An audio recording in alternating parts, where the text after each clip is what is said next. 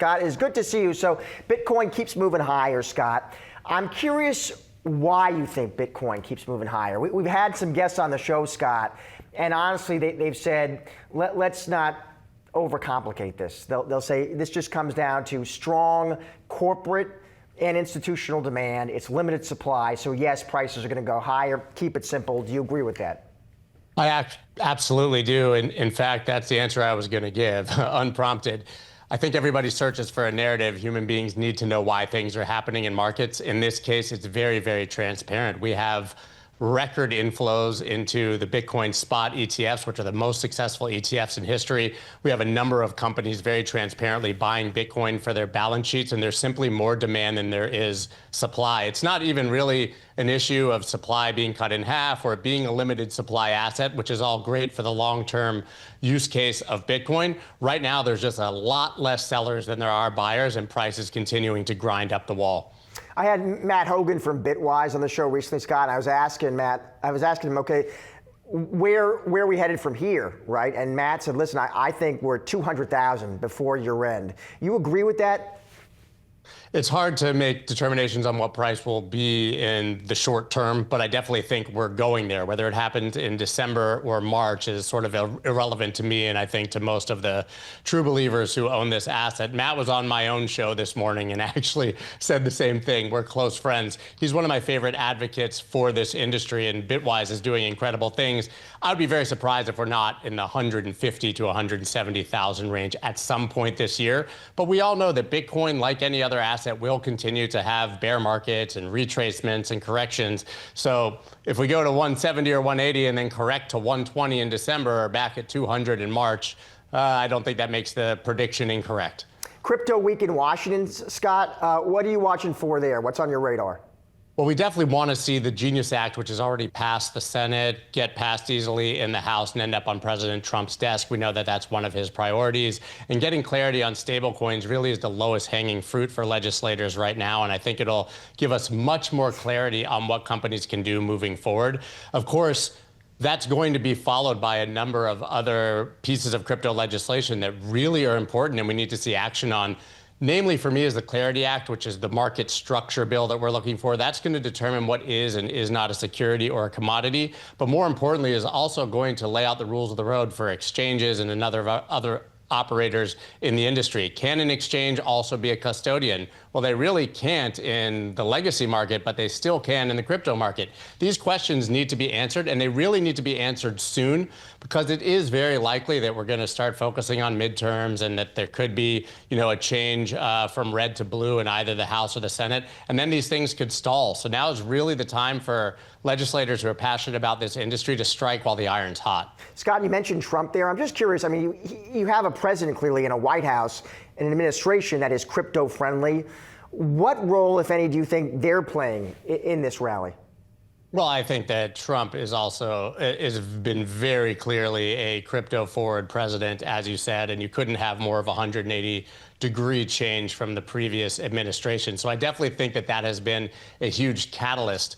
If you look around the administration as a whole, even in all of the leading positions that are unrelated to financial markets, you have Bitcoiners literally across the board. It's like a fever dream for those of us who have been in the industry for so long and have dealt with a contentious government. So at every regulator across the board, we have people who deeply believe in Bitcoin because in this case, they probably have similar values to people who would be Bitcoiners and have gone down the rabbit hole. So I think he's played a tremendous role in setting the road for what is likely to happen for crypto in the country. That said, that also comes with a lot of Trump. So there's a bit of a grift and a bit of controversy that comes with any of that.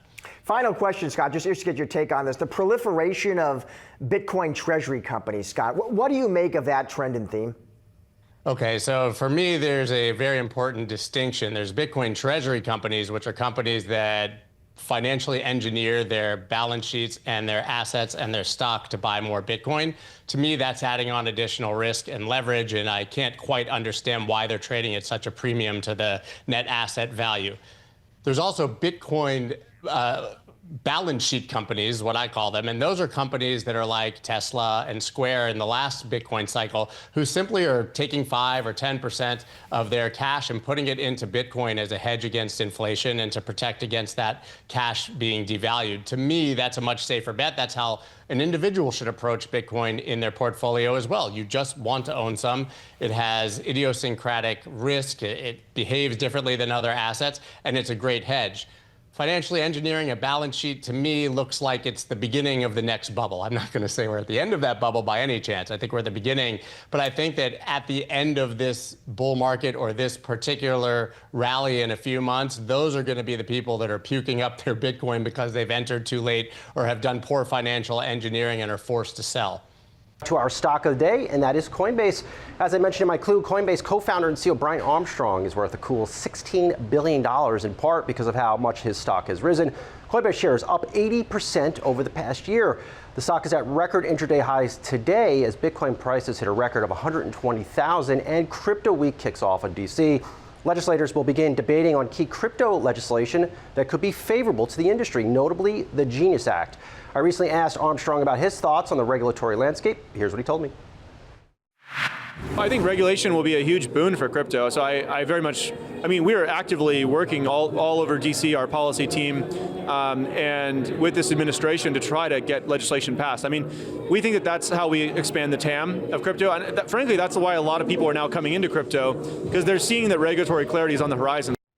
TAM, of course, short for Total Addressable Market. Still with me, my roundtable, Krishna Mamani, Lafayette College Chief Investment Officer, Michelle Schneider, MarketGauge.com Chief Strategist, and Yahoo Finance Senior Reporter, Brooke DePalma. Michelle, I want to start with you because really, Bitcoin has taken off the past week, 2 weeks, even the past month. Any signs of fatigue that you're seeing in Bitcoin, Ethereum, really, I guess, at all across the landscape of crypto assets? Well, I was always looking for a 125 target, so we're darn close to that. But that doesn't necessarily... Time to raise your target, Michelle. Let's get the new target on Yahoo Finance, 200,000 maybe. Well, I tend to be a little bit more conservative in my calls for things, although I have been also known to make bold ones. But in terms of Bitcoin right now, 125 is really where I'm looking at. But what I'm really interested right now, believe it or not, besides Ethereum, which has exploded over 3,000, and that's fantastic, I really like Chainlink. It has made a huge move over the last week. It actually was starting to make a move even before Ethereum did. And if you look at a chart, since that's what I do, right now it's sitting right at a 200-day moving average. So I'm talking about LINKUSD. And if it gets through there, it hasn't been since January, we have a really interesting setup where this thing can go much higher. From a standpoint of what Chainlink does as a bridge between what's on the blockchain and what isn't on the blockchain, it actually brings that access to the blockchain. That is a future growth area anyway in the whole space from a more fundamental standpoint. So yeah, I think I don't see fatigue in some of the altcoins. Like I said, Bitcoin will see around 125. I wouldn't necessarily get out, but I would certainly be looking at holding at 120 now, somewhere around that 118, 120. Yeah, just seeing, Michelle, what Brian Armstrong, Coinbase CEO, is working on, really laying the foundation for a very strong, fundamentally oriented business. But let me just follow up on some of the things you said. What is the better trade? Do you trade some of these altcoins, and look, they are very, very risky, or do you go into something more, I guess, a proven commodity at this point, no pun intended, in a Coinbase? Well, that's interesting you use the word commodity, because as an old school commodities trader, what's so great about all the altcoins and Bitcoin and of course being the kingpin Ethereum and Chainlink, Solana, all of it, is that they're so highly technical. So they're risky in that they're not investments necessarily, although that could be changing. With this mass adoption, all this legislation is just another feather in the cap of mass adoption, especially with stablecoin and now Circle. That IPO proved that people are hungry for some kind of an access to like a credit card, so to speak, for Bitcoin without actually owning it. The point is that if you really can understand how to look at price action, especially on these volume surges, and take advantage and look at it more as an active investment, sort of almost a fun way to make extra money, then I think it's a great space, and that's one of the reasons why I love about it. Christian, we've heard consistently of late, institutions are getting into crypto. Institutions are getting into crypto. Well, you are an institution. Have your thoughts changed on crypto compared to 6 months ago? So I'll start by saying that I've been wrong on crypto for 15 years. So don't whatever I say. There's always a chance to be right, Krishna, and today could be I that know. day. But I think the point that was made earlier was a really good one. That is, if you're going to be playing in crypto, you have to play it the way the commodities folks play it, which is this is really not an investment still, despite all the talk that we hear about changing landscape and things like that. This is still not an investment. It is a speculative vehicle. You can make a lot of money, as people already have, but it's not an investment. So we are not involved, and it's quite unlikely that we'll remain involved.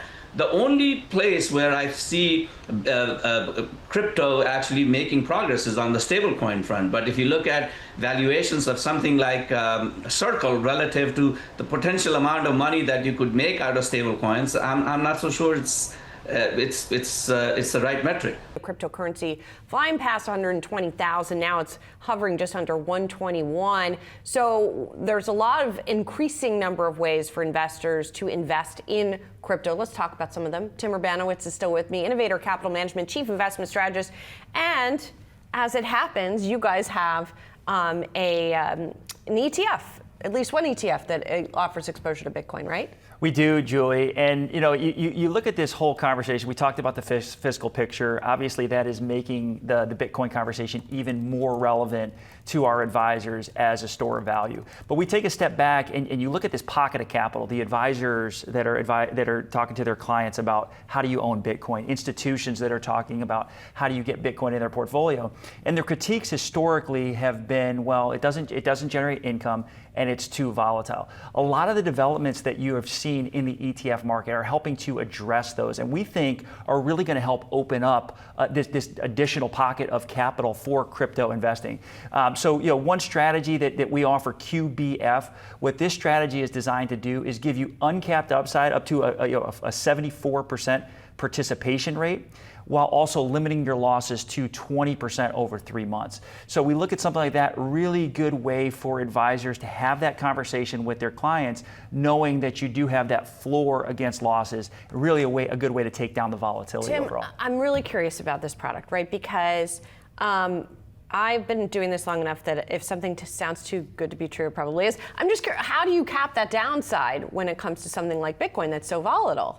Well, so we use options. So we do the whole defined outcome industry landscapes, all built on options. We're taking different payoffs that have been available in the structured note world for decades, bringing them into the ETF. So for advisors, it gives them the ability to work it into their model portfolios, different client accounts, very simply, very easily, without the need to go paperwork across 100 different accounts. So we're really excited when you think about these type of payoffs, not just on equities, which have exploded. The category is now at $70 billion in just defined outcome ETFs in the US. Mm-hmm. Which again didn't exist pre-2018, to bring that to an asset class like Bitcoin, I think is critical, because again, so many advisors are trying to figure out, our clients are asking us about this, how do we get it into our portfolio without making sure if we go through another crypto winter, we're not blowing them up even with just a 2, 3, 4, 5% allocation.